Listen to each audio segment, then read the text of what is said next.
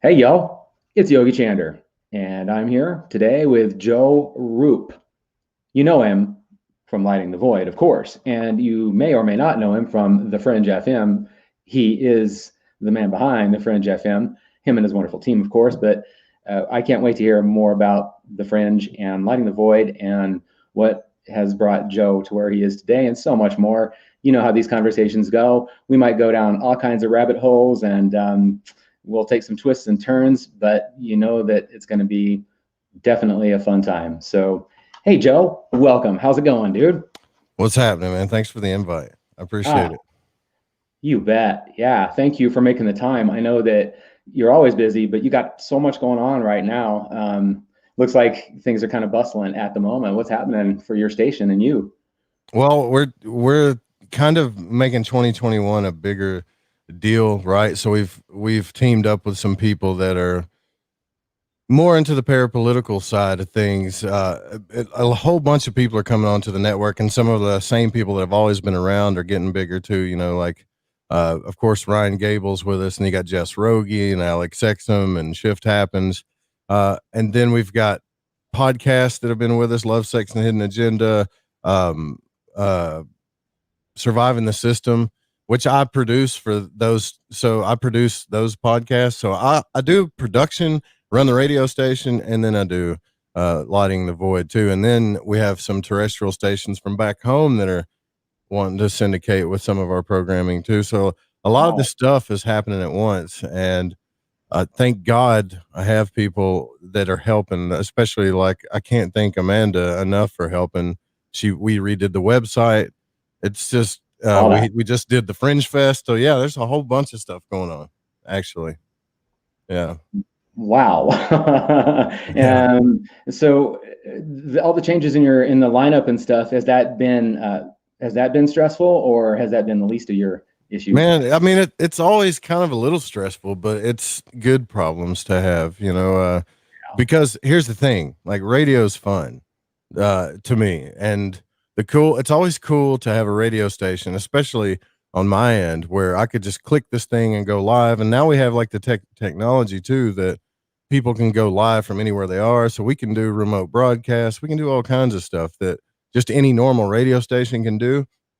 And not to mention the radio industry is all, even hosts that are on other radio stations, they're all kind of like working from home now too. So it's kind of, yeah, it's kind of cool actually. That's kind of one of the beauties of things right now. I mean, back in the day, radio, you'd have to get to the station, sleet or snow or whatever. Yeah. No more toes, whatever is going on. You got to get there, right? You're right. So I apologize about the regular kind of backdrop here, but that's, you know, whatever. It is what it is, right? Like usually I've been planning on moving this thing so I could get a more sophisticated background, but it's a radio station, so whatever, right? You know, I think it'd be really cool if I could get a snapshot of that station and use it as my backdrop, because then I'd look really Yeah, it would be cool, right? I didn't think about that, but yeah, we stay busy for sure. It's fun. Awesome. And yeah, I know you love it busy. You wouldn't have it any other way. Otherwise you wouldn't be running. I mean, you're just I mean, the volume of things you're doing, it's amazing. And the creative effort you're putting into it. I mean, I know what kind of energy it takes just to do an interview, even if, you know, you're enjoying the hell out of yourself, it takes energy. And it takes a lot of energy. But I'm good in high stress environments, man. Like I've always been good with that. So I don't know why. It's not something to brag about, right? Like when I'm good under pressure. I'm not so good. If people have been listening to me for a long enough time, I've kind of built this radio station with others too. Like Dave Cruz, he was here when we started, and then other people kind of came on as we started this thing. And I've kind of taken the shotgun approach where it's kind of like fire and then aim afterwards, you know. So that's how I've pretty much done things. So we were just talking to you right before we got on the air here about where you moved from, the little shack, and I was saying to you that I've never seen it, and I've been following you for a little while, but there's a lot I have to catch up on. But I always imagined that shack as kind of a little Lovecraft little place, and you know, that it was always real dark and spooky every time you're doing the show. Well, I mean, it's not as spooky as the image that I have on the cartoon, but it's still like a shack on top of a hill, right? Like it is. And then I would have the radio station just like this in there. And then behind me, I had the temple where I did a lot of meditative and magic work and stuff like that too. So there was the radio, there was like a little living room area with a TV, the radio station, and then I had a wall that had a temple in there. So yeah, Cool. yeah. There was Did, there's a lot of crazy energy there, actually, for sure. like stuff that was already there, or stuff that kind of grew as you were there? Yeah, because I had a friends of mine, like neighbors that would come over. They got interested in it, and then they wanted to come on the station, so they would do things like come over and be co-hosts, and then uh, when that happened, they would tell me they would see stuff or hear footsteps. I never saw anything like that, but maybe I was immune to it. But then I did have something hiss at me one time in there. I remember, and Wow. when stuff like that happens, that's kind of paranormal. You start thinking, is that in my head?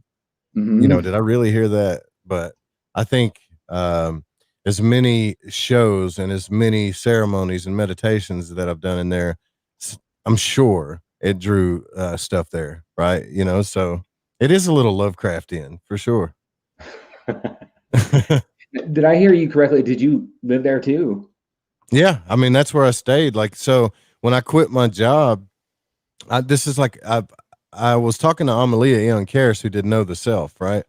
And I was thinking I was living in a nice house. I was fine. I just hated my job, man. It was like destroying me. But I had the perfect practical life. I didn't. I had everything I needed. But I just every day I went to work, it was harder and harder. Almost like when you get senioritis, and you're in high school, and the year it's that you're about to leave, like something in your soul knows, right? And so Mhm. one day I was like, yeah, I can't do this, but I was panicking too. So I'd talk to her a lot. I was like, I don't know how I'm going to pay my bills. I don't know how I'm going to do any of this stuff.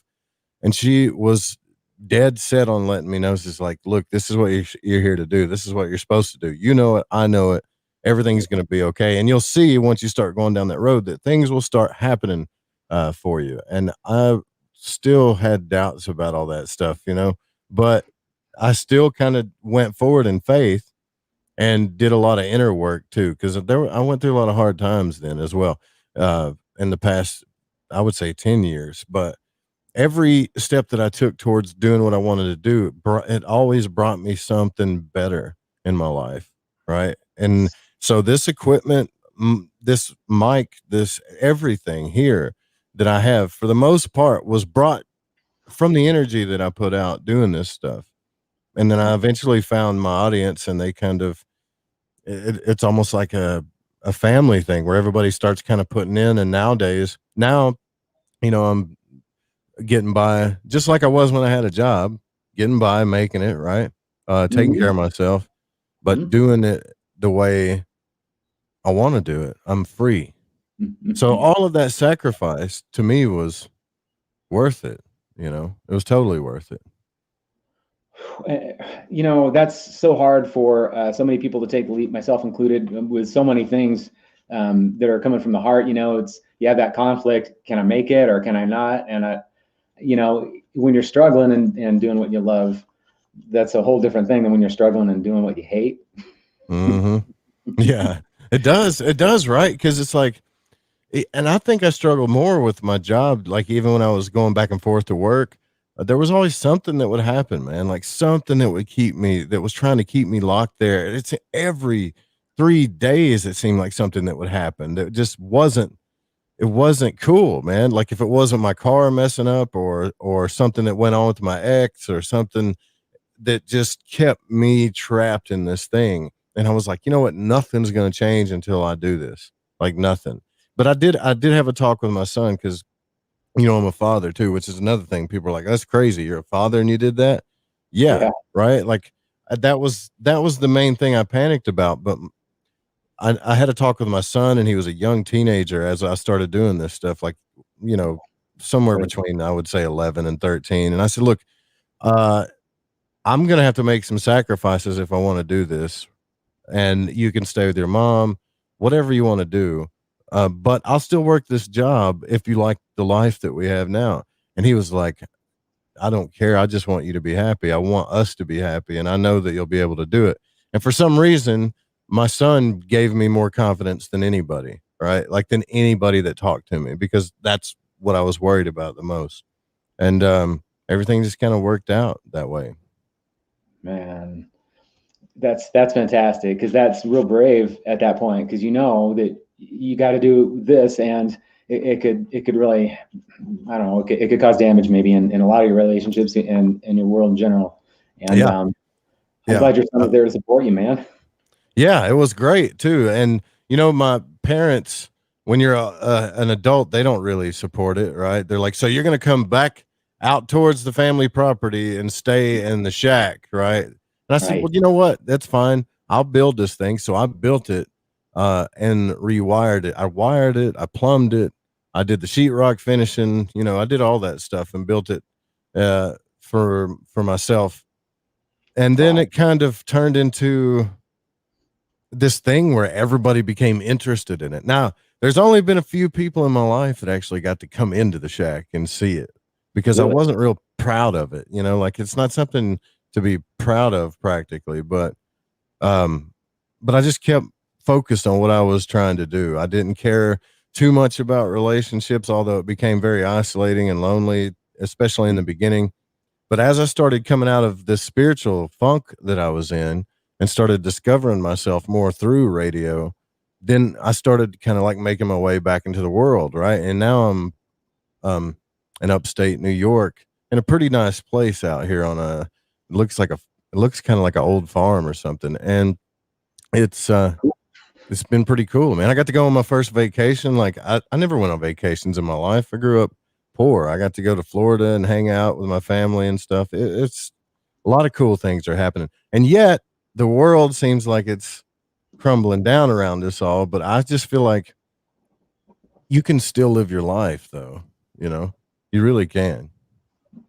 Totally. Yeah, I agree with you. I think that don't you feel like you're kind of doing a lot of traveling by all the people you talk with and all the insights and things you get? Don't I feel like what? I'm sorry. Repeat Like that you're question. traveling, like because myself physically, I haven't traveled much either. In my youth, I did more than I have in my adult life, but I haven't taken a vacation in more than 20 years. And I've been on a plane since before 9/11. So I get what you mean, but I really feel like I gain a lot from the people I talk with, like yourself right now. And you've talked to so many people from all kinds of walks of life. And that's got to give you a perspective that you just, no amount of traveling can ever get you. Yeah, man. Talking to all the people, there's a lot of people I never thought I'd get to talk to. Like John Anthony West was the first big surprise for me. I think that was the biggest one. I remember hitting him up, thinking, well, you know, it's worth a shot, right? Because uh, you got to start taking risks when you do this stuff. And Yep. I sent him I sent him an invitation, and I hadn't quit my job just yet though, but that was kind of the trigger too. He called Mm-hmm. me on the phone, and I was moving to going to a break, and I was like, "What is this call from New York?" Right? Like no one calls me from New York. And he goes, "Is this Joe Rupe?" And I'm like, "Yeah." He goes, "Well, this is John Anthony West." And I was like, "You got to be kidding me," right? And that was kind of when things. I think the next day I walked out of there because I knew if I could talk to this guy, I got a shot at this, you know? So, Yeah. yeah. I mean, that's how I felt when Niche was my first guest. I was like, and she's not, I mean, she's she, she's someone who I've looked up to for a long time, her and Jerry and the things they do, and to have her as my first Yeah. guest, wow, it gave me a lot of confidence. And man, that means a lot that you did that. I mean, what gave you the courage to step forward and actually do that? I'm sure it was intimidating. Uh, just, I've always been a risk taker though, in that kind of sense. Like the way I look at things is in my mind, intellectually, like analyzing things is what's the worst that can happen? I'm already at no. He can't tell me he can't I can only go up, right? He can only say yes. And I've always been kind of a risk taker, but I think a lot of what helped me too was all of those jobs that that I hated, that just, hated and cursed and everything, prepared me for what I'm doing now. Like I was Right. in sales for years, like almost 8 years. I managed a bar for almost 5 years.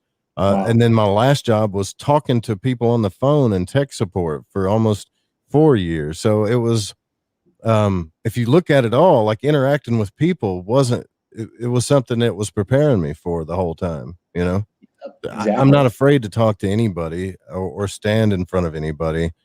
Um, but I Yes. do understand the nervousness of it now. When I used to be like to talk to people, just do it, and people are like, it's not that easy. Well, Mhm. after years and years of doing it, it becomes kind of a natural thing. But I think sometimes when we look back on our lives and we're like, well, I hated that and I hated that. There's this song by Rascal Flatts called "God Bless the Broken Road," right? You Mm. think that you hate these things, but these things are just taking you down a path to where you really need to go. It's always prepping you for stuff, right? And we think we're cursed or our lives, we're never going to be happy and we don't feel happy. But I do believe that there's this higher, like, spirit or holy guardian angel or something that's constantly trying to lead you down a path to what you're meant to do, regardless of what happens. You know what I mean? There's Yeah. multiple timelines, but it's always kind of speaking to you internally, I think. I feel you. Absolutely. Totally. Yeah. That's that's just you're so eloquent and graceful talking about yourself, and that's where I fall short. Like interviewing is normally I'm pretty good with that, but being on the other side is tough for me. And I Yeah. appreciate you're open and stuff, man. Keats out there from Prag Magic says hello. He's been on your show before, I Yeah. What's believe. up, Keith? What's going on, brother? He's been a Yeah. good supporter of mine, man. He's great. Yeah. He's cool. Yeah. He's really cool. I like him. Um, yeah. I mean, like, I don't mind asking you a question. Like, is this what got you doing it? Like, what made you want to do this? People like you and Niche and Keats, and really seriously, it's my I've always liked talk radio since I was a little kid. My dad was real into it, and he was definitely into all kinds of things, but he wasn't into like Art Bell stuff at all. So I listened to that on my own. But Yeah. you know, in my older age, last 10 years, I'd say, I started to have a little bit of a different awareness towards the world, and so I started listening to people on YouTube and through podcasts and things. And I've done some work in the past, like some acting and presentation and stuff like that, and been a teacher and things, but I've never really had my own show or anything. And for so long, I've been told that I should for my voice and people, the way they open up to me and things, not to tell my own horn, but that's why I'm here. And That's so cool. Toot your I've been own horn. It's good. It's good to do that every now and then. Actually, you know, and that's something I've learned along this journey too, is self love. Because when I started this thing, man, like I wasn't too happy with who I was as a person. Even though really, I accomplished a lot of I guess practical things or whatever, I just felt empty all the time. I wasn't happy with myself. And that's exactly how I got into it. Like, I was listening to Art Bell every night, and then I was reading books about astral travel and, yeah, magic and Frederick Xavier stuff, a lot of cool stuff, and even Eastern mysticism. And, I nice. grew up Christian, so that kind of goes with it too. Uh, Mhm. and then when he quit, it's almost like I lost a friend, Yeah, like a really good friend at night. there's a Right. lot. Yeah, And I was like, man, why do I feel like this weird lull at night without listening to this guy? And it made me realize, like, well, that's really all this guy is like a good friend that talks to people at night. And I started trying to listen to other shows at night, and I couldn't find anything that just filled that gap. And then I had this kind of like thing where I was like, maybe I should just do it, because I'm really stubborn. I want my own way. And if it's not there, then I'll do it. me That's the too. way I looked at it. Right. So I don't know. Yeah. That brings up another good question: is the format you chose for the Fringe? And so you do. I want to say that you do convey that friendly tone when you talk. I mean, I've listened to some Lighting the Void episodes where you just like broke off into a personal talk with me. You didn't know you Mhm. were talking to me, but I did, and I'm sure other people felt that way too. But why did you settle on that particular format for the Fringe? You know, it's real like a radio style, but it's really it's lit, it's up to date, and it's really unique.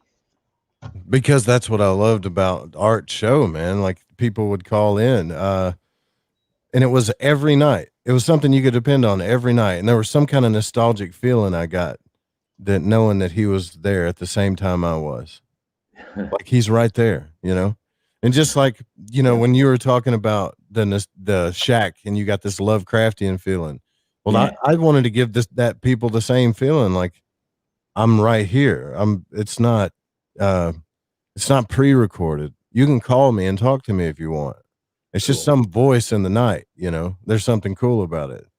I never even planned on ever getting on video, right? And so here's the thing, like now I've been doing a lot more interviews or being on video more, and I have to get my face out there more. Yeah, But yeah, that's why I did it. I kind of knew that it was out of style. But you know something? Art Bell did say this too, and before he quit, before he passed away, he said, I don't know what this is. He said, I got a show that's on a digital network. There's all these podcasts happening. He goes, I don't know what this is, but this is what's next. And I mm, remember him saying that, right? And I was like, well, maybe he's right. Maybe we don't have to kill the radio thing. And so now the radio's still kind of big. It's not as big as it was, but it's still fun. It's still fun, you know. I yeah, love it. seems like it. Yeah, I know people involved with it. It's just so. Um, there's something really romantic about it to me. Yeah. I mean, that's a good word for it. That's definitely a good word. You know, Yeah, back when you used to, and I still sometimes if I feel lonely at night, what I'll do is I'll turn on Art Bell sometimes and listen to some of his old shows, and it's cool. like listening to him talk about, you know, Ramona's outside in the desert with a shotgun. We seen a triangle craft up in the sky, you know, and it's like it brings back old memories, starts making you feel good, you know. Yeah. Yeah, it's really cool. That is cool. Well, Pat Breeze out there says Joe's a rock star. I don't know if you saw that. Hey, Pat, thank you for being What's here. up, Pat? There was this channel on YouTube recently, and he got shut down because there was a copyright thing, but it was a cool idea, man. He was playing a video game called American Truck Simulator. And Oh yeah. so you'd be like you were in the passenger seat of his truck, his rig, and you'd be, hauling along at night, and he'd put on the radio an Art Bell show, and he'd always just go for hours. You'd be riding in the truck, listen to Art Bell. Yeah, dude, that's it. Well, we had truck drivers listening to Lighting the Void too. I think Sure. I was like Amanda Pomander and her husband and a couple other people would call in, and then we Amanda got Paul, she's I great. don't know, it was Macon and Malorcas. You see, they put their Lighting the Void stickers on a truck. That made me feel good because I was like, I knew a bunch of truckers used to listen to that show too, right? So it's cool. Yeah, it's cool. It's really cool. The following you have, man, they're cool. They call in, and they sound like they know you personally, every single person who calls. Yeah. Well, I kind of do know them, some of them personally, because they call all the time, right? And you know, Mm, and here's the thing: I read a book about radio too, and it says, well, you don't want the same, and it's all about growing your audience, right? Well, you don't want the same people calling in all the time or whatever. And I'm like, whatever, I do. I want to talk to the same people all the time. I like getting new callers, but I like even Mondays making the listeners a part of the show. Like this new guy that I really starting to like, Rohan. He called in one night and started telling the stories about how he thought he met an ascended master. And I almost have when people call in, and this is what I've been trying to get to them too. Like, uh, they email me, and a lot of people message me, and they feel like there's some connection. But if they call in and talk to me, a lot of times I will build an instant connection with them. You know, for yes. some reason. Just as soon as I start having a real conversation with them, right? Um, yeah, because I love it. I don't know, man. I just love it. It's like a drug to me almost. It's bad, isn't it? I'm addicted to late night radio.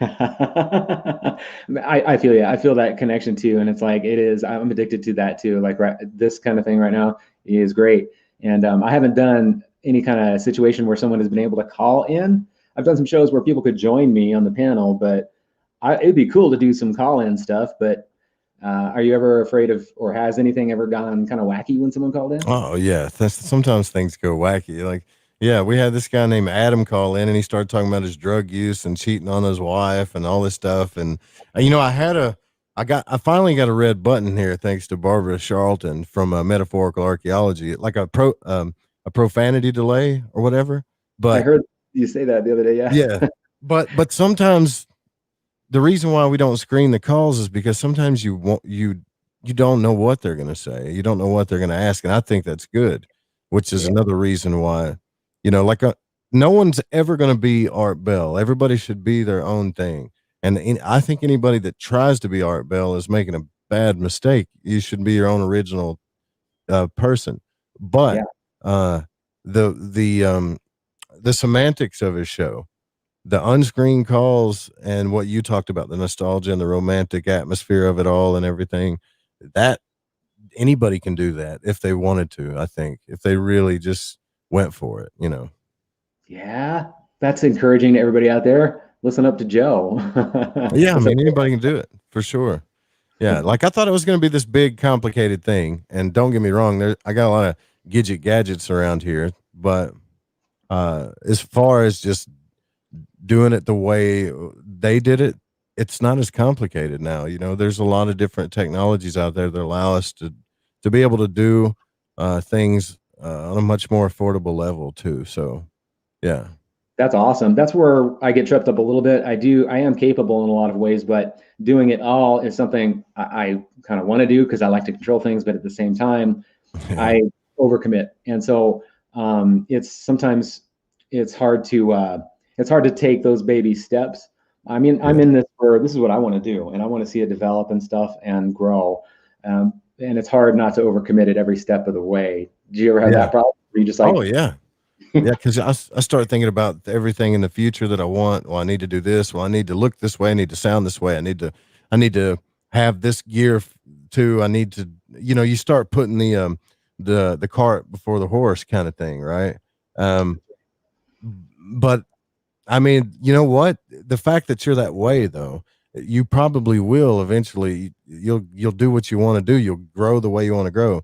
And Israel Regardie has a really good quote, and I'm going to butcher it, but he talks about, there's there's people that are geniuses, and he said there's plenty of failed geniuses out there, and he said then there's people that have talent, and he goes there's a lot of skilled derelicts out there, right?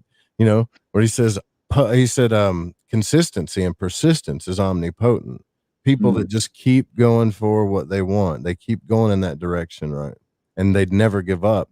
yeah, uh I Man, I didn't even start getting listeners for the first 50 to 100 episodes. I was talking into the ether most of the time, and I could wow, have easily given up, but I didn't want to. I kind of like hearing myself talk too a little bit too, so maybe that has something to do with it. that Uh, helps. yeah. It's cool that you did that you made it a practice no matter what. I mean, every artist struggles with that, I know, and for consistency. Yeah, exactly, man. Yeah.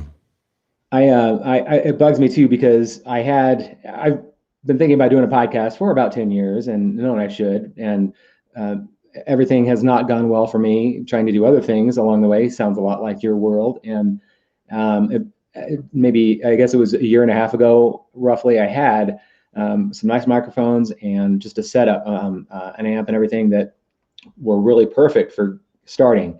And right before I could start, I wound up having a spontaneous Kundalini experience and flipped my whole world upside down and rocked me. And I lost those things. And so now I'm restarting from scratch. Wow. But You had a it's fun you had a anyway. spontaneous Kundalini experience? Did Really? not see it coming. Really? What happened? Tell me what happened. I'm curious. Sorry. I don't know what happened. Oh, yeah, man, let's go into it. I'd love to hear any ways that you've touched that too. Um, well, long story short, I guess the history is I have a background in martial arts, and I've always been into the woo side and energetics and things. I was certified in shiatsu energy medicine in '95, and um, I've been I started martial arts when I was 13, and I'm 50 now. So I've had a lot of energy in my world, and plus I'm a Scorpio and whatever else, Right. redhead, pixie. Uh, but anyway, I'm sensitive to energy, and through the martial arts, man, I experienced a lot of crazy stuff, and through my own development in that area, I came to feel really in touch with energies. And I'd done a lot of shadow work and felt like I was at a pretty good level. Shed myself of extra weight and an ex-wife, 2 ex-wives, and many other things. And so I thought it was pretty good. Well, I met this woman, and it was an incredibly karmic meeting.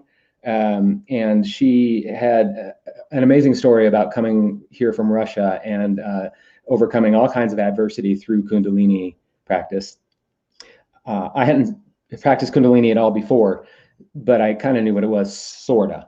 And she invited me to go to classes. And first time I went, it was amazing. I thought it was just really great stuff, and I loved it. They did a lot of chanting and things, and so that was great. And then the next time I went, she was not there, and we were actually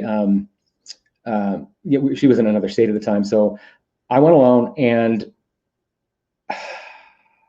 I just felt the energy change. Like, so about halfway through the class, I felt my normal energy, but then it just started getting bigger and bigger and bigger, and it started coming in waves, bigger, and then just kind of washing away and then coming back. And it was like orgasmic, man, only it was spiritual orgasm. And it was amazing. I mean, I'm lighting up and feeling it right now. And it was like that for a week, like constantly. And I was freaking out. You thought something was wrong with you, huh? You think something was wrong with you? Well, no, I thought everything was perfect. I was like, this woman is an amazing woman. It's a great connection. This energy's fantastic. I'm fitter than I've been in my entire life. Yeah, right. So great. And it's just suddenly, I don't know exactly what changed, except that maybe it was just it happened so that I could go through even more adversity and things to, get where I'm at now. Yeah, but, sure, man.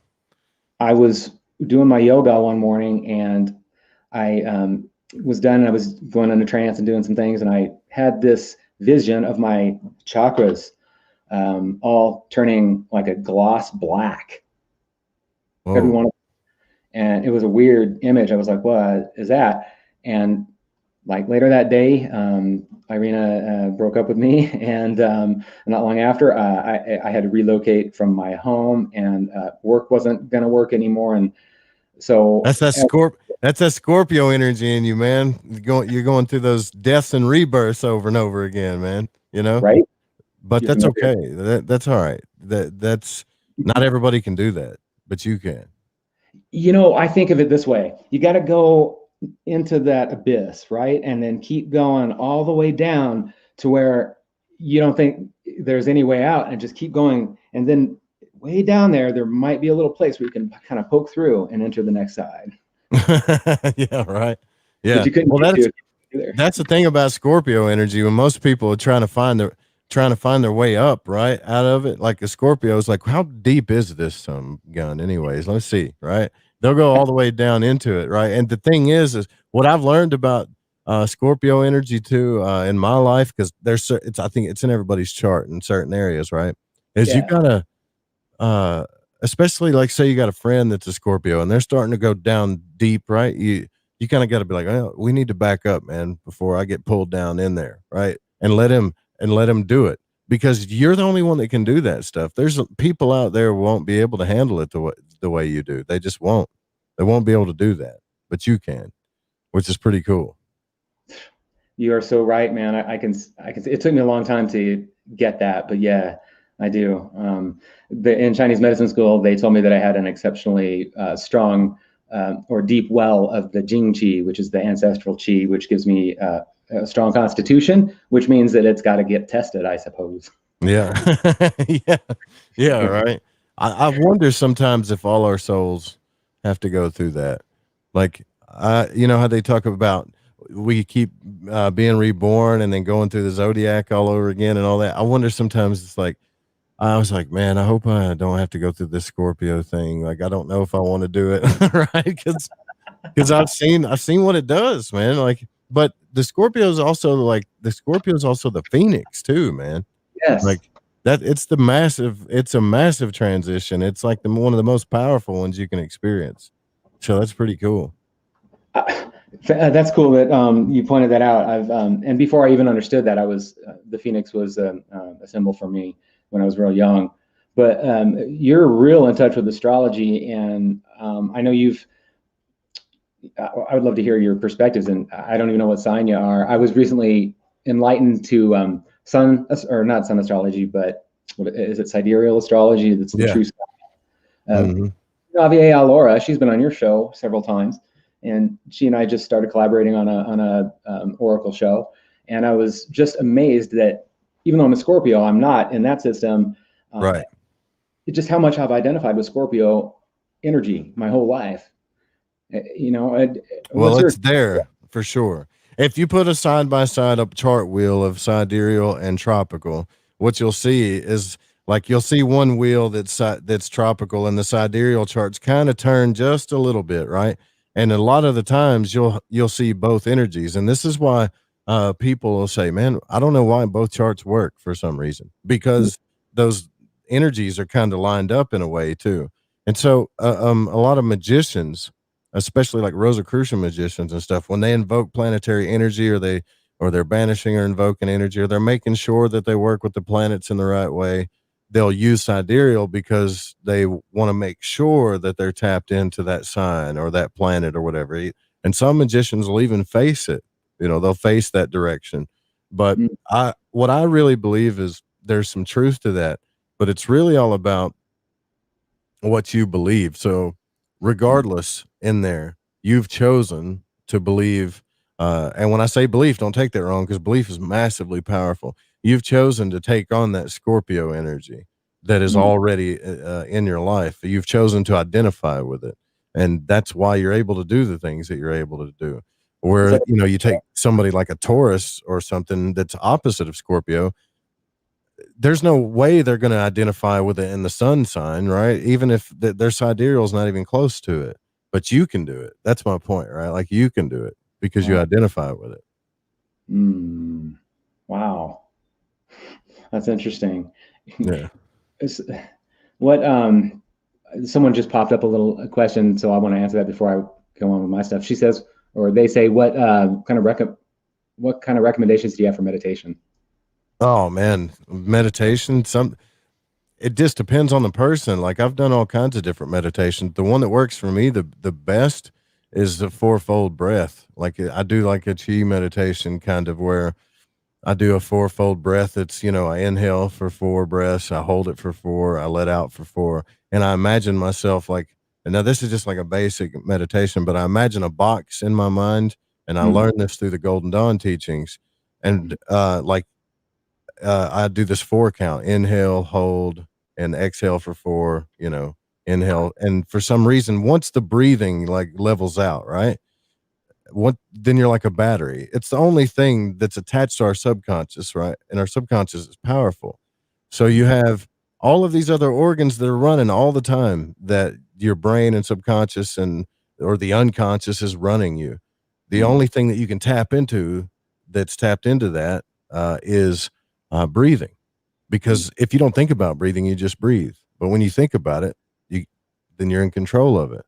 So it's the one thing that we can tap into, to tap into the deepest unknown parts of ourselves and help reprogram our minds, is our breath, And once you even that out on a level where you're breathing level, after a while, things just start clearing and things become more balanced, and your frequency becomes more balanced. So I'm a triple cardinal sign. Like my sun, moon, and rising sign are all cardinal signs. So I can get really worked up about stuff. And so when I feel this, either it's emotion or passion or anything coming on in me, and it doesn't feel balanced, I'll just go for a walk or something, or start pacing, and I'll start getting into that breath. You don't have to sit there and do it.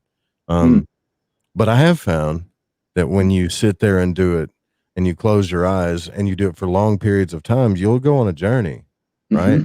That's the cool thing about that too. You'll go on a journey, and then your subconscious will pick up the pattern that you started doing and just start doing it for you as you're going on this journey. But But then there's That's all interesting. kinds of different meditations that you can do. I like Joe Dispenza's meditations. I'm sure that's why he's asking, because they're guided meditations. I love path working. Anything having to do with the tree of life and path working, like Jason Augustus Newcomb's path working meditations are great. So, Cool. yeah. I'm not familiar with that. Well, yeah, on the tree of life, there's the Sephiroth, right? You see the circles on the tree, and these Mhm. paths on the tree correspond with the letter of the Hebrew alphabet, right? And so Yeah. they looked at this tree as a journey into consciousness, and you're accomplishing an aspect of yourself through each one of these paths. And so Jason came up with this path working where he would guide you through a meditation of visualization. But the symbols that he visualized had everything to do with that path, which corresponded with certain elements, Hebrew letters, and astrological signs too, right? And Wow. for some reason, it would bring these energies out in you and you'd work them out, which is pretty much what the tarot is too. It's not just a divination tool, but that's what it is too. That sounds a lot like the meditations and things that I've worked with, and they're mainly rooted in like, Japanese esoteric Buddhism, but its roots go back to like tantric Buddhism and Indian stuff, and it's a lot of the same thing. Like one of the deepest meditations is meditating upon a moon disk with a symbol, and you become the Yep. symbol, and you work together. Yeah. Oh, that sounds really cool, man. I like that a lot. I also like that you are talking about movement and meditation because that trips a lot of people up, myself too. Sitting is one thing, and doing that, it's a good practice, but moving and meditating that's how I do it too. Yeah, so tried Tai Chi once a long time ago, and I was like, Uh-huh. man, that's easy. I can do that, right? And Mhm. then you start to do the movements, and you're like, you're bracing your body in certain situations, right? Where you're like, this isn't easy. I mean, these guys make it look all smooth and wave like, right? But your body, it's not easy for your body. You're having to stabilize it the whole time you're doing this stuff, and it's really centering. But Yeah. I think that's kind of why, like, I got into ceremonial magic, because I'm more of a visually and intellectually stimulated person too. Uh, Yeah. and I like to be interactive with what I'm doing.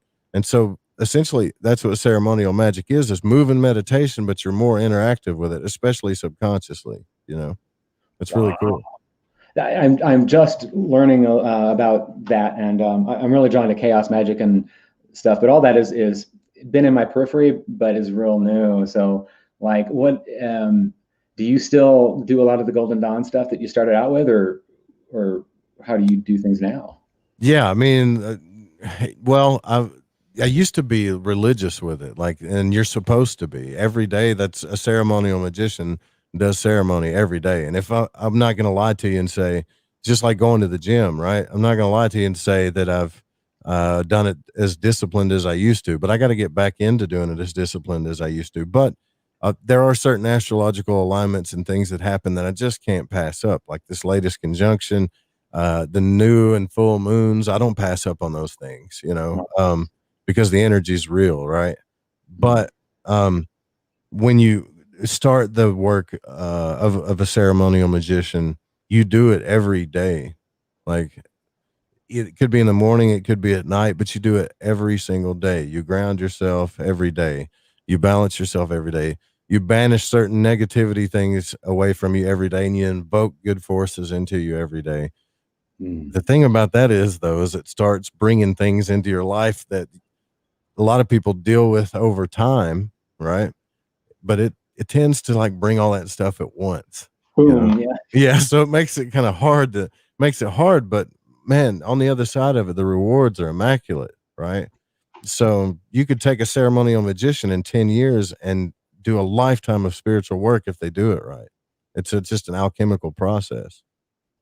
That's interesting, Joe. Now I'm thinking all kinds of directions with that specifically. Like I'm thinking, so if magic can be an accelerated way of doing those things, do you think that other people would get there given if they could live long enough just through natural life, or is that something you really have to focus on to ever get it? That's what the alchemists believe.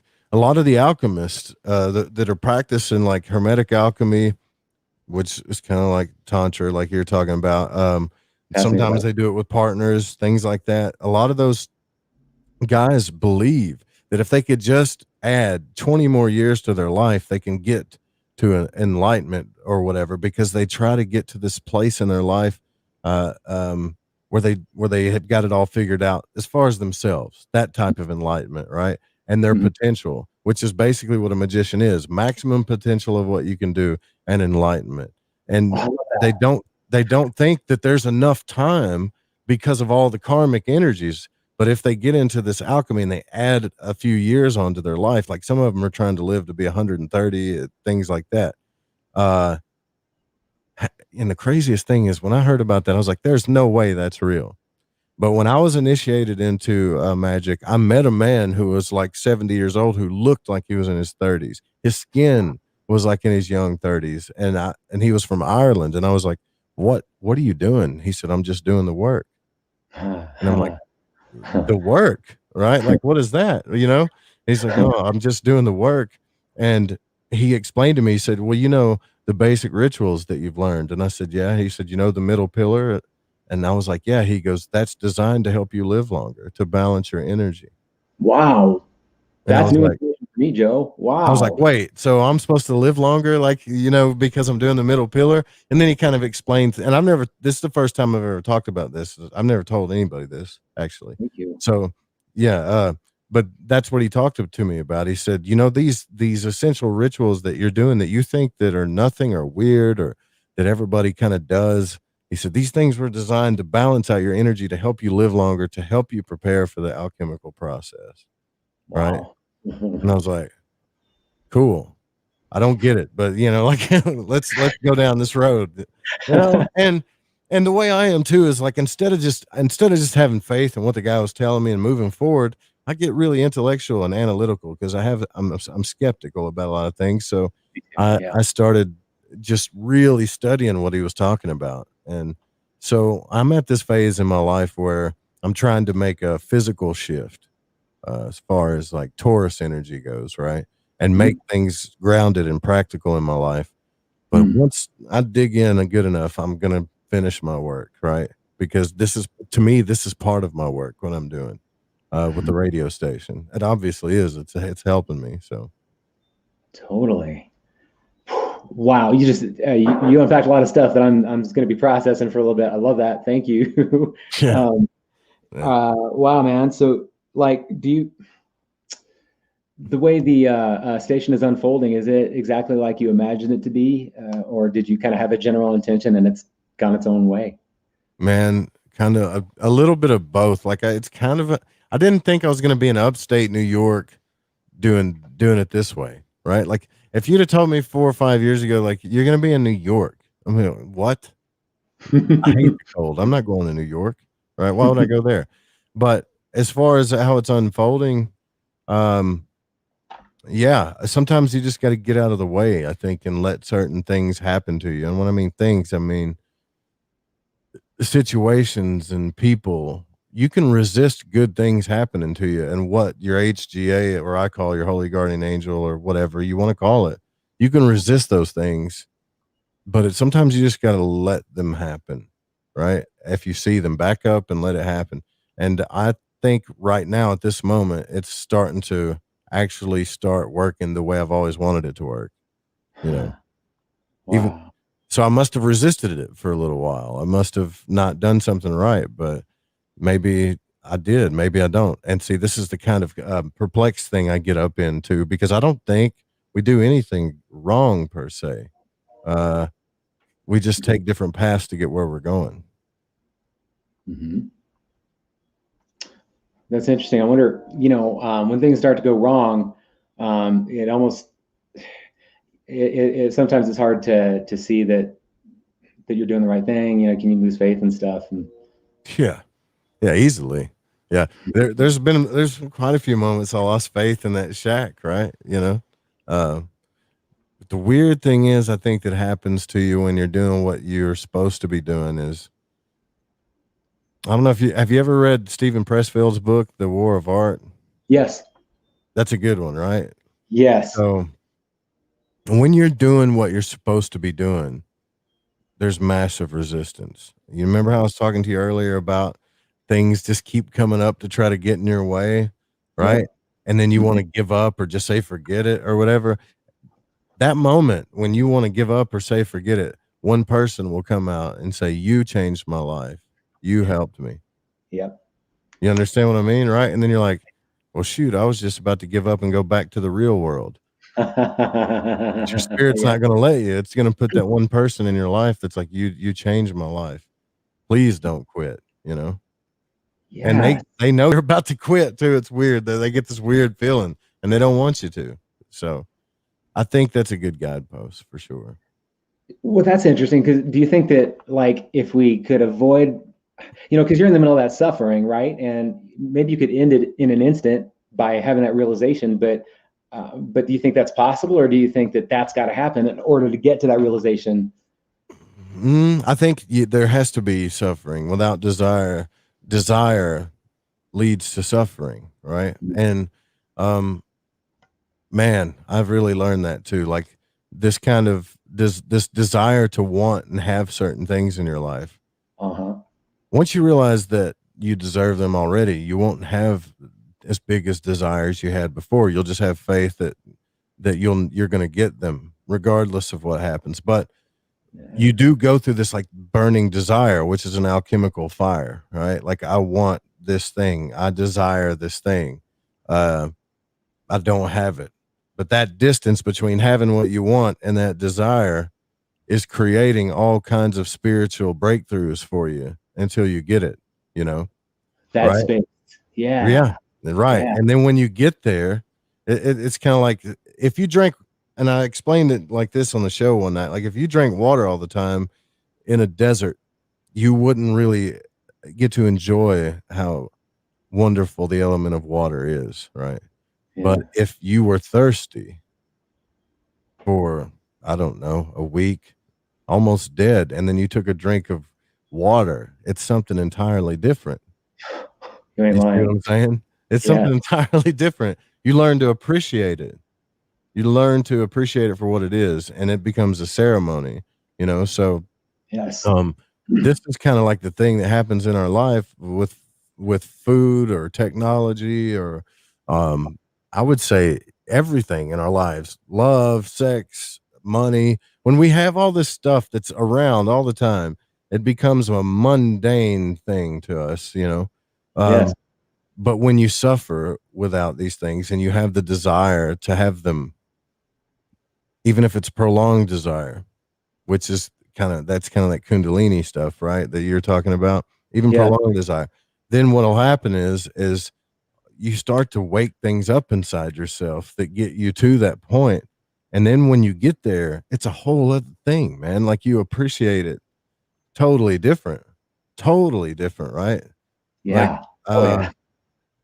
there are things that I had in my life when I was young that I just money, family, all kinds of things, right? That I just took totally for granted because I Yep. just thought this is what I'm supposed to do. I'm supposed to do this, right?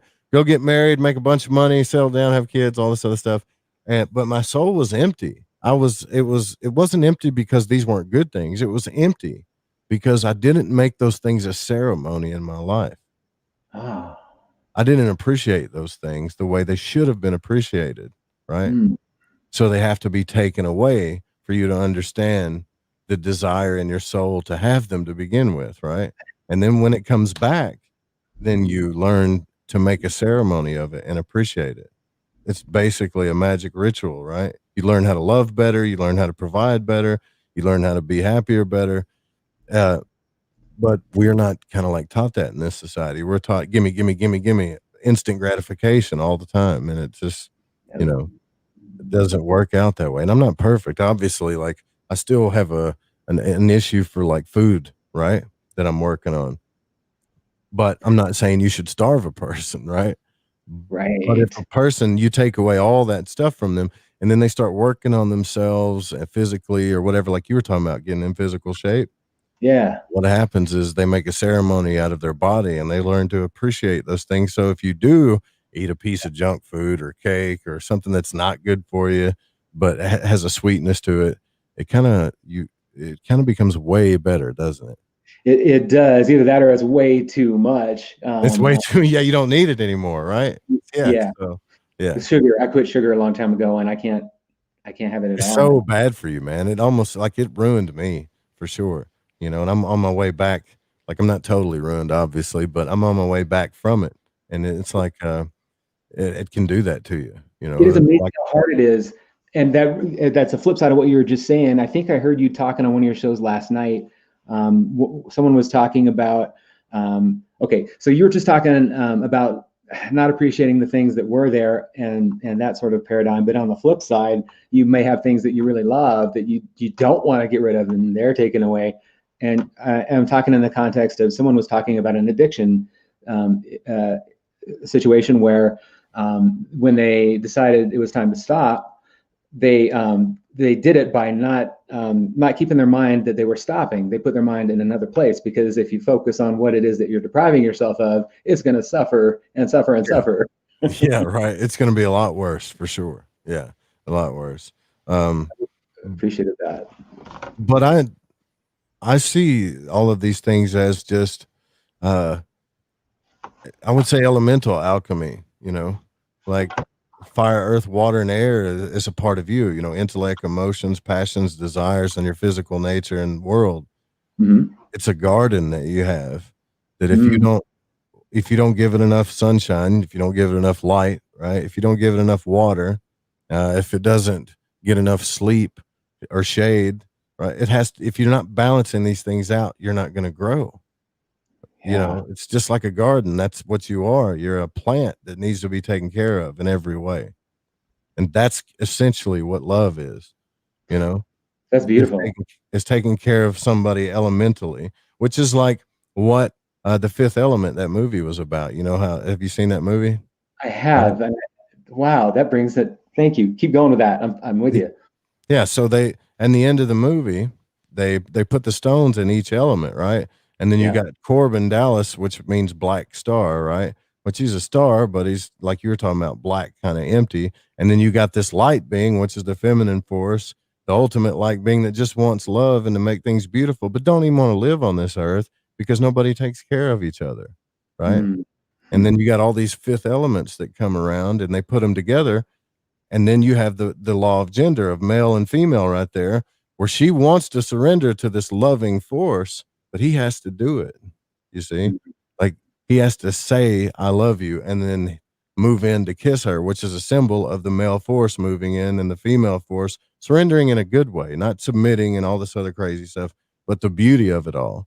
And Yeah. essentially, it's showing you this is what love is a give and take, all the while taking care of something elementally, right? All the different elements, because Yeah. as a higher being, that's what we do.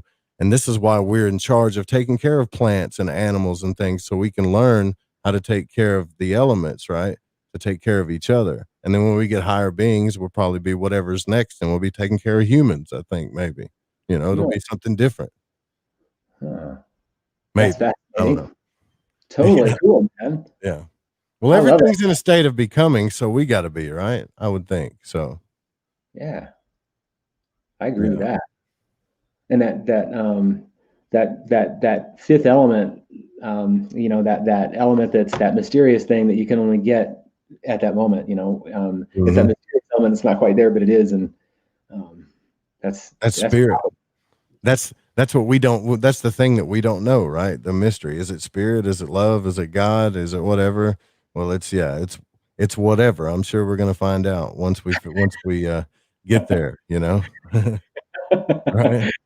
you're not lying about that either. That's well, when we get there, what can we do Yeah. now? Yeah. How do you name it then? Like when you're in conversations, what neutral sort of word do you use for spirit or whatever? Man, I don't know. Like I've used all kinds of different words. I think true spirit is whatever love is.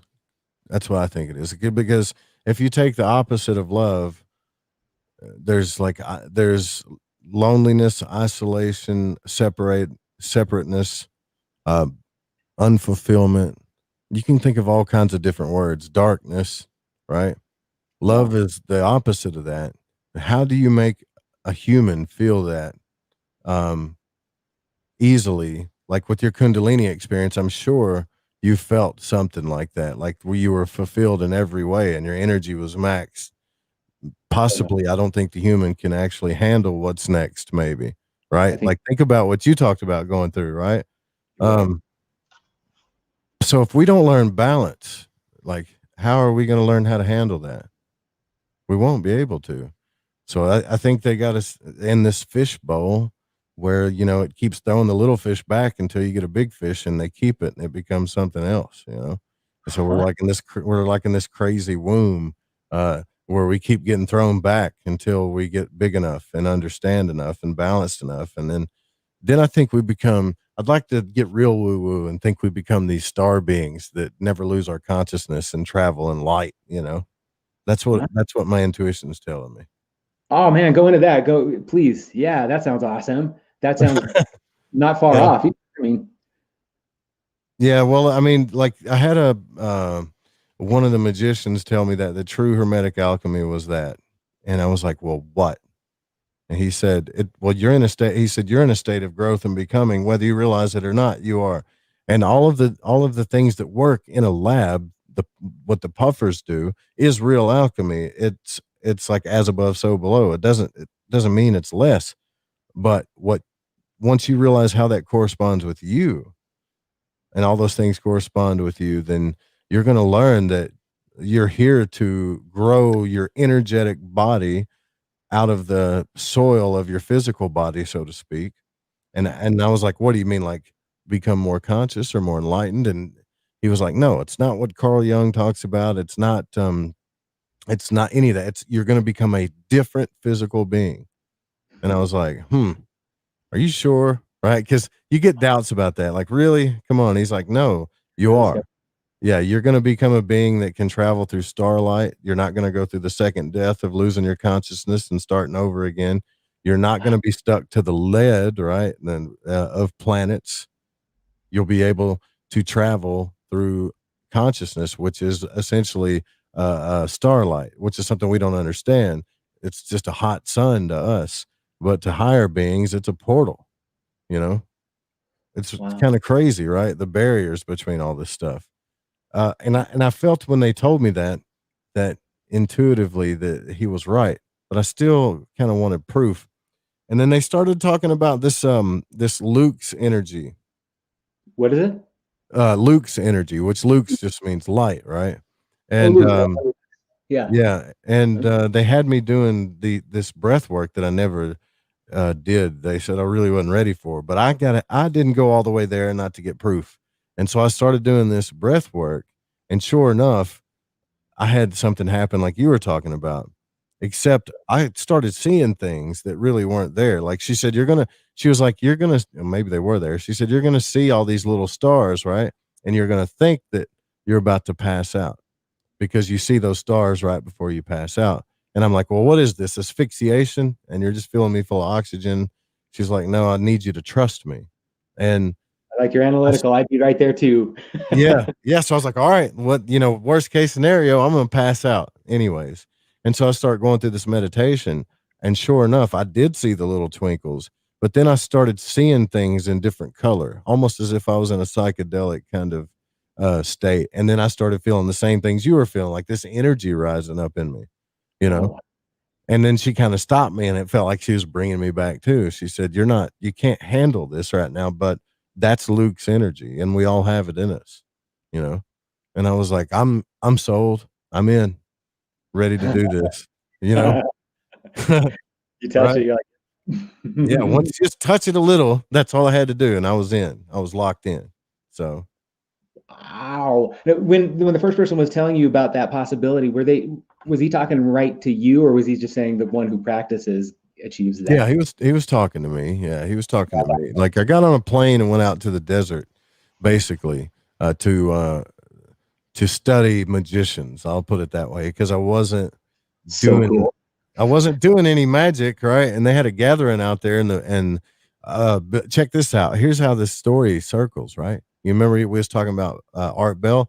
Well, this Yeah. was out in Prump, Nevada, right? And Oh, that's where Art Bell lived, was Prump, Nevada. I didn't even wow. know he lived out there at the time, Middle you of know? nowhere. Yeah. And so um but at the end of the day, you do realize that these are just people. They're just people too. So they all have human aspects, but there's something about when people get together in these egregores of magic that are really cool. They're really cool. Um, and bigger truths start coming through that you think about for years afterwards. That's what a Yeah. bigger truth does to you. It doesn't go away for a long time. Yeah. Definitely. That sounds like an awesome experience. I love that kind of stuff. Like, did you go with a purpose or just for the experience? Yeah, I just went down there to ask questions Nice. because I grew up Southern Baptist. I grew up Christian, and as I started learning some of these mysteries and stuff, I got curious, man, curious Yeah. enough to hop on a plane and go. And I just wanted to ask some of these questions and find out what was going on. And by the time I learned some of the stuff I learned, and this was like a magic gathering that they had. So there was a Golden Dawn group there. There was a Wiccan group there. There were people from even Aleister Crowley's order of the OTO and Thelema.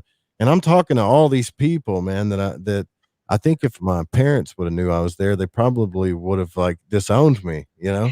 And I'm watching this massive ritual take place out in the desert, and I got to talk to each of them individually, and I learned something individually. And I started thinking to myself, I was like, man, this feels right to me. Like it feels right in my soul, kind of. And it was the Luke's exercise that I did that sold me. And so I, went through an initiation and never looked back after that. So Wow, man. Like, how old were you? Can I ask? I was in my early 30s, I think. Yeah, early 30s, probably Wow. 31, 32. I don't know. Time That's just a runs huge. together now. Seems Yeah. like, yeah. But the guy that initiated me, this is what's weird. The guy that initiated me into magic was initiated by Chris Monastra, right? Who was initiated by within the Ciceros, initiated by Israel Regardi, who was initiated by Aleister Crowley. And I don't really like Aleister Crowley that much, but it was kind of cool still to have that kind of lineage. The lineage. Yeah. Yeah. But you took martial arts, right? So you know that when you start learning this stuff, it's spiritual and it's cool. But then there's this political side that ruins everything. Yep. Yep. It ruins everything. Like they Yeah. just let it ruin everything, Well, your lineage isn't this or that, or this school isn't real, or I'm better than you, or my black belt's legit because I did mixed martial arts too, right? So I know about that. And I was thinking that I was like, man, this is like going back to freaking jujitsu school or something where, these old men are arguing over their credibilities and lineages when they all have lineage to this stuff. So it's That's crazy. exactly why I left the martial arts and never went back, man. Same thing. Yeah. Yeah. It's why I Hey, left Freemasonry too. It was just too much politics, man. Too many. Too much. I can only imagine that's fascinating, and I'd love to talk to you about that sometime. I have my family has Mason ties, and I found some interesting things. One thing I'd like to ask you about in particular sometime, but man, it's like, isn't that weird that well, two things. One is how similar those paths are, like the path of magic and the path of martial arts. I think that's amazing. That's why I love them both. Probably why you might be a little attracted to it, I bet. Totally. But Eh, yeah, that's what I meant by like seeing the human side of things. And then you see all these people, even nowadays, they try to make themselves authority in magic. And it's like, why would you try to make yourself an authority in something that's spiritually given to every person on the earth if they want it? Right? It's only our job to help wake people up to the human potential. Not I'm not saying there's not people that are here to guide people and know the mysteries, but to get into the politics of it is ludicrous to me. Totally, man. It's not like I can't say that I am doing my magic and my work completely for the world and not myself. But at the same time, it's like, isn't it odd that like those masters, those high level practitioners they have that perspective that you know it seems like a really small perspective for an enlightened mind. Yeah, for sure. For sure. And I think again, I don't want to sound woo woo, man, but I think the answer to all this stuff is just love. Yeah. You hear so many people's problems about so many things. If you really think about it, whether it's your job, whether it's your health, whether it's your relationships, and that's mainly what makes people happy: health, wealth, and relationships on this planet. Uh, Right. if you treated all those things with love, genuine love, you wouldn't have problems. You just wouldn't. The Yeah. problem is I don't think we know what love is. You hear a lot of people talk about it, but maybe that's what we're here to learn, what it truly, really is, you know? I think you're right. I really Yeah. resonate with that. And part of it, of course, has to do with the fact that nobody has time. Everybody's running around doing things, chasing the dollars, Yeah. and they think that those things are going to come because of that activity and stuff. And it's like, But I think that you can look at that from a place of love too, right?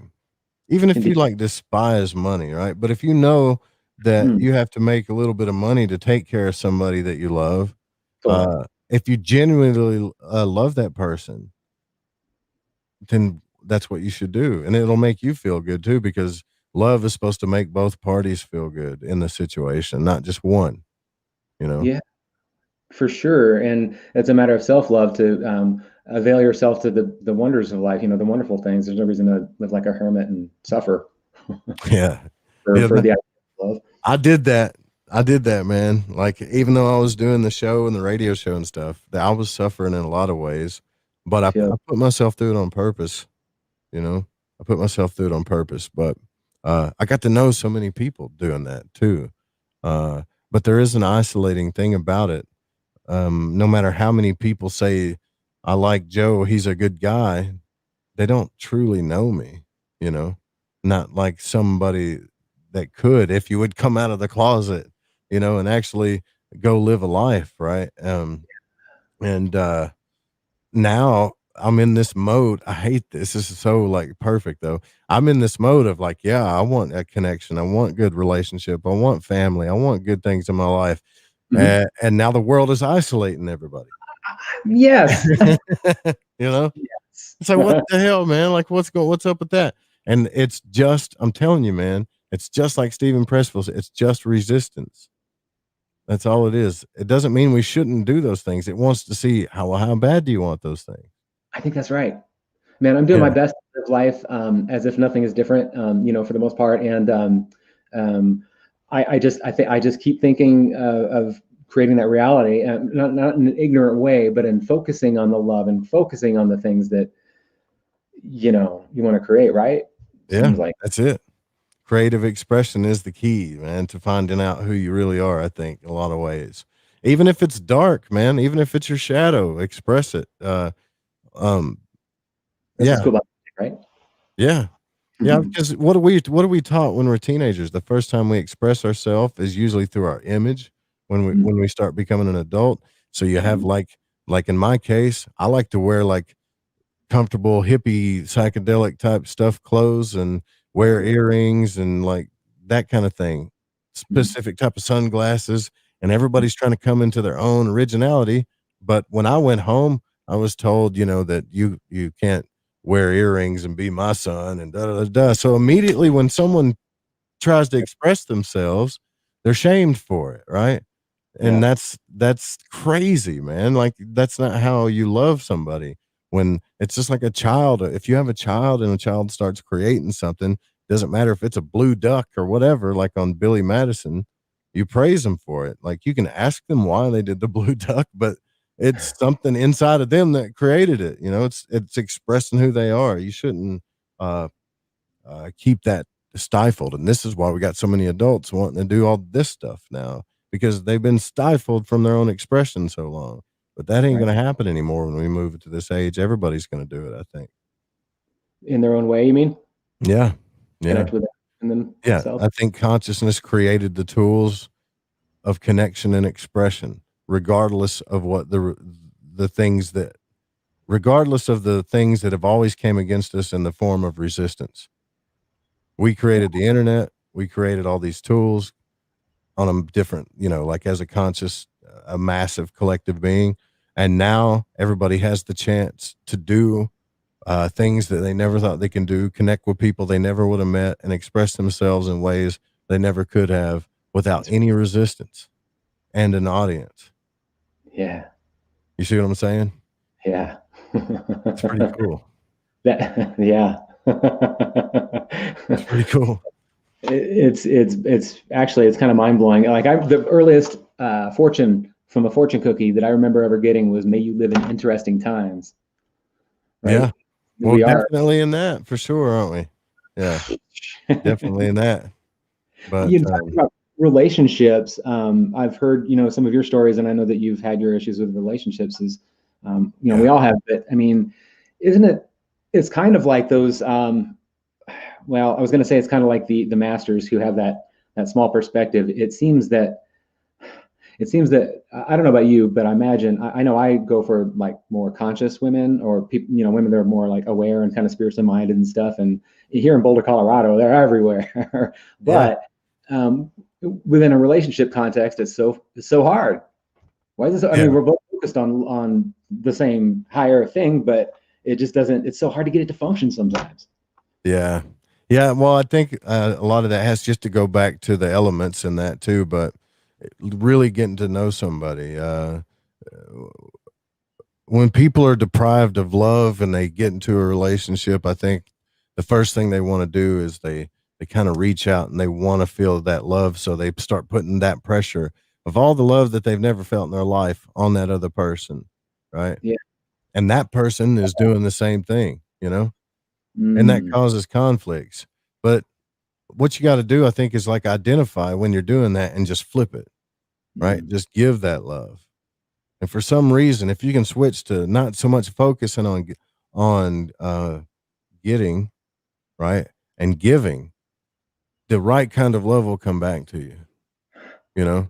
Because yeah. the other way doesn't work, I promise you. Not getting it the way you're supposed to, complaining about it, and you might be right. You may not be getting love the way you're supposed to. Someone might not be treating you right. Someone may not know you the way that they could know you if they actually gave you a chance or whatever. But Hmm. if you focus on that side, it doesn't energetically work, right? If you focus on the love side where you're giving it, the right kind of love will come back. It just responds to you. That's kind of worked for me because in a way, I've had to learn that through my own pains and things like that. But relationships aren't easy. Like you're always going to be learning about them no matter what age you're at. But I've Right. also learned that this like things like romance and attraction are very important. If you start losing those things, relationships can get bad too. But people don't understand, I don't believe, the male and female energies inside themselves as well as others enough. If we started really focusing on um, studying those energies inside us and the dance between those two energies, not only could we keep our relationships a lot happier, uh, when things went bad or whatever, we could re-spark that dance because that's what male energy is supposed to do. It's supposed to be the initiator in a dance type situation. It's in the universe, right? And Hmm. the female energy is supposed to be the reactive and kind of surrendering type energy in that situation in a good way, right? Hmm. And I'm talking about this isn't everybody, men, women. You just got to know yourself and the other person. Hmm. Uh, but if you get in a situation where, let's say a guy's really masculine, you got a really masculine man and a really feminine woman, let's just say that, Hmm. and the feminine's doing all the male work, right? She's Hmm. trying to initiate attraction and things like that, and the man is just all sensitive, super sensitive all the time and not initiating things. Then it causes problems, or this is a bad match where this man might be better off with a female that has a little bit more masculine energy in them. uh Hmm. you understand what I'm saying? Like some people just aren't compatible in that sense too, no matter how much you love somebody, right? And then when you find somebody that's compatible in that sense, as far as male and female energy that's inside you and them, I think that you should practice, from my experience, like pay attention to that dance all the time, and Nice. see how it works, right? Because like a lot of times female energy won't be exactly logical, but it'll be emotional. For sure. Like, why did you do that? Ask them. They don't know either. You know, I don't know why I did that, but they do know, right? But if you come from a male, like, loving point of view, they'll open up and tell you why. All Because of you a can sudden. really truly identify with it if you're Yeah. coming from. Yeah. They'll open up to you because they feel loved, right? They'll tell you why. Especially if you're listening. Um, this is something I think that we really have to work on as humans, right? Because most of the people that are trying to get into relationships and stuff are they've been damaged as children. They haven't been nurtured correctly, and then they either tell themselves one or two things. They're like, uh, I got to fix all the stuff about myself before I can get in a relationship.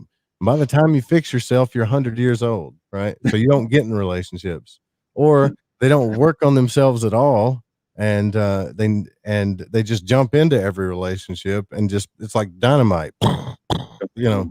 So, so I That's mean, it's kind of funny, right? Like, well, that's what we do. I mean, I've done it. We all do those types of things.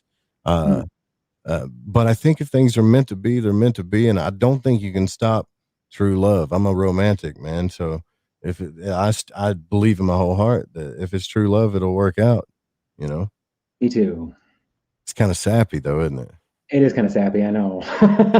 We're having a sappy moment here, everybody. Yeah, but same thing with careers. I mean, your parents can say you need to do this and you need to do that, and you can go out and do all this stuff and careers but all you want. You don't have to identify with it. But if you're the kind of person like me, where you have to be passionate about something in order to do it for a vocation, you're gonna have some issues until you start doing what you're here to do. It's the same thing as a relationship. So There is no doubt. yeah, yeah, It's like yeah, the universe just keeps, it'll try different ways, right? It'll try telling you this way or this way or this way. And if you keep just not getting it, it'll keep giving you new lessons. yeah, yeah. This is why, like, I believe in magic so much because I believe we're all magical beings, and when we start tapping into ourselves this way, we uh, we learn about ourselves and other people and our potential so much faster. Like, we've been stifled as human beings, man. We're just now starting to tap into what we can really do. I think Mm, you know I'm with you. Yeah. deep It's conversations, man. Stuff's getting deep around here.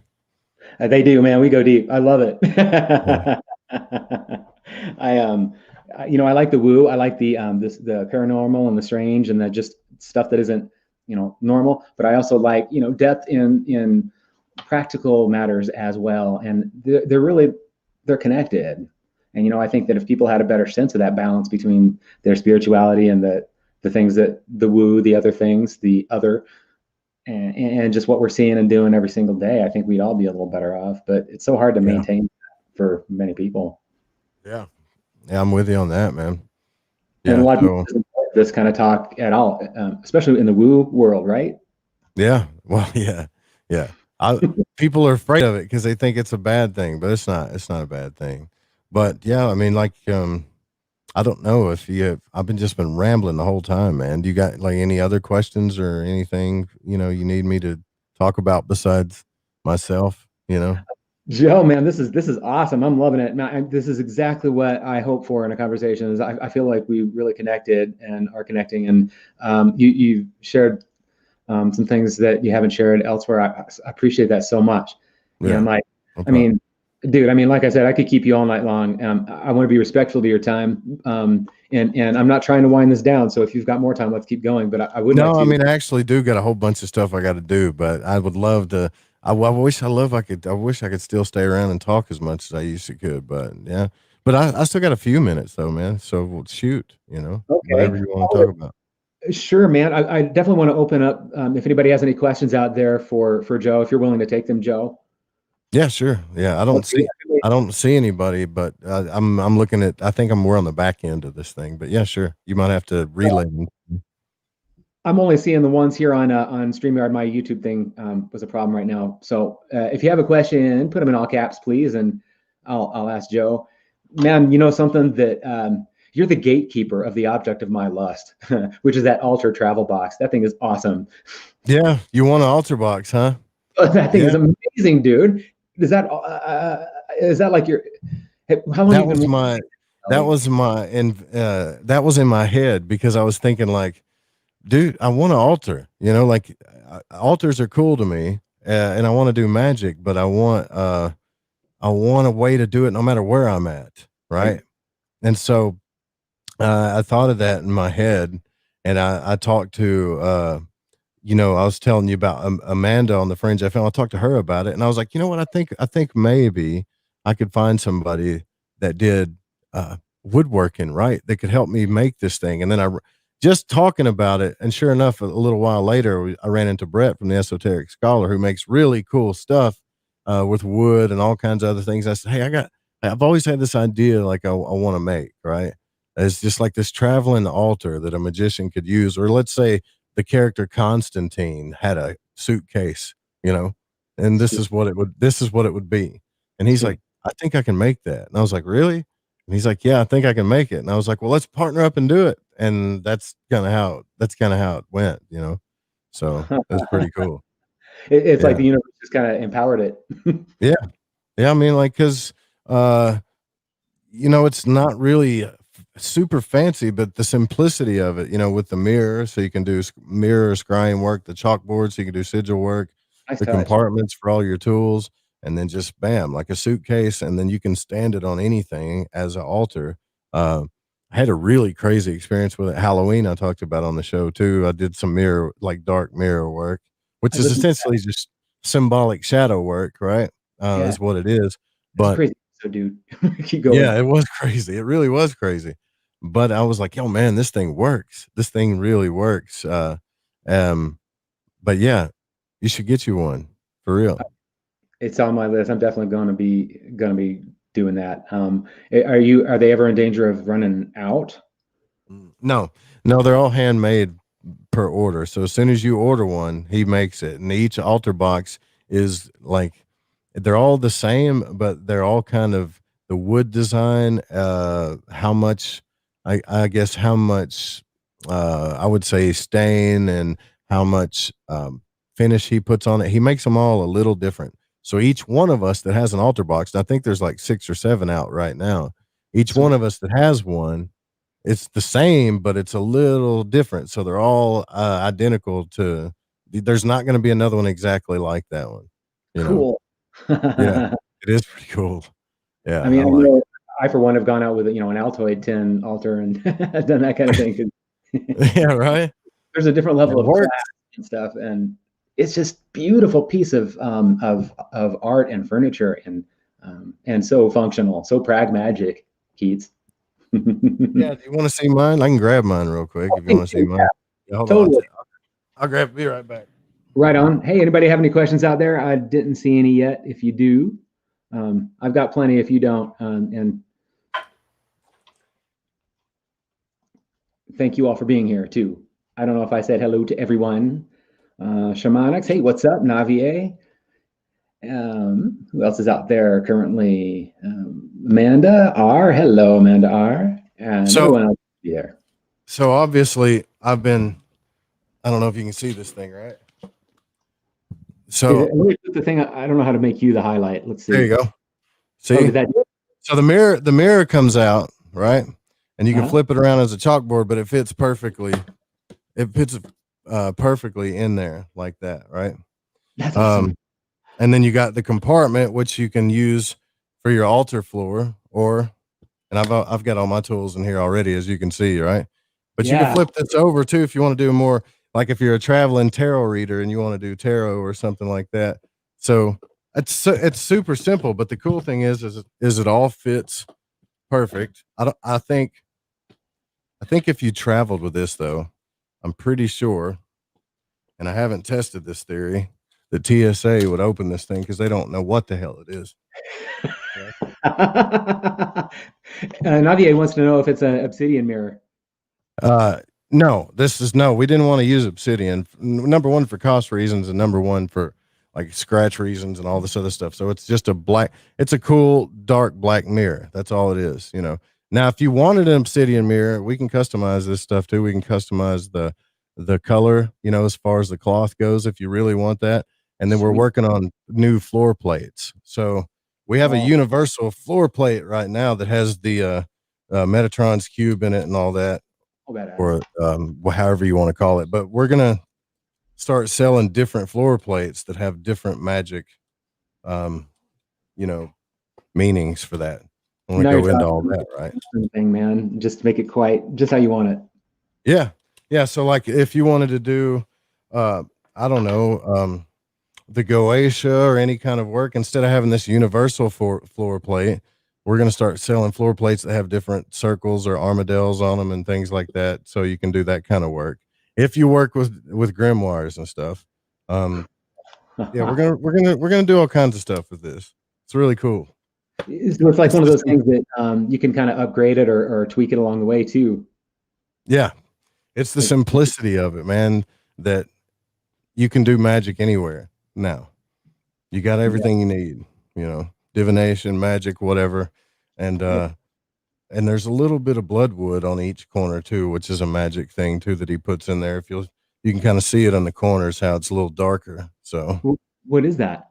bloodwood is well, everything in nature has a correspondence to a planet or magically or anything like that. So that's kind of Brett's little sauce he puts in there to add a little bit of extra energy to the box, you know.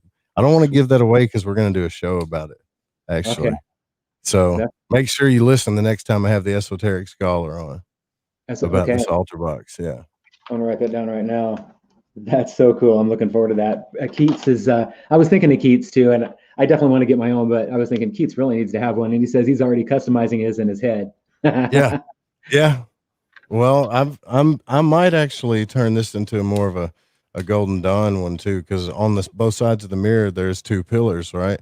So you can paint them black or white or whatever you wanted to do, Oh or wow! however you wanted to do that. I So you think could have my for every tradition that you wanted to, I guess. But I like that idea a lot. yeah yeah, that's really crazy. I think my computer just became possessed. All right, no, we're back. I'm cool. Okay, cool. I don't think I My lost. computer just started typing all kinds of stuff, and I'm looking at the keyboard. I'm not touching it. That was weird. I All don't know. right, we're connecting the woo for your night. That was strange. So, all right. Is there Yeah, but do you think that in all seriousness, do you think you would have any trouble going through the airport with that thing? nah.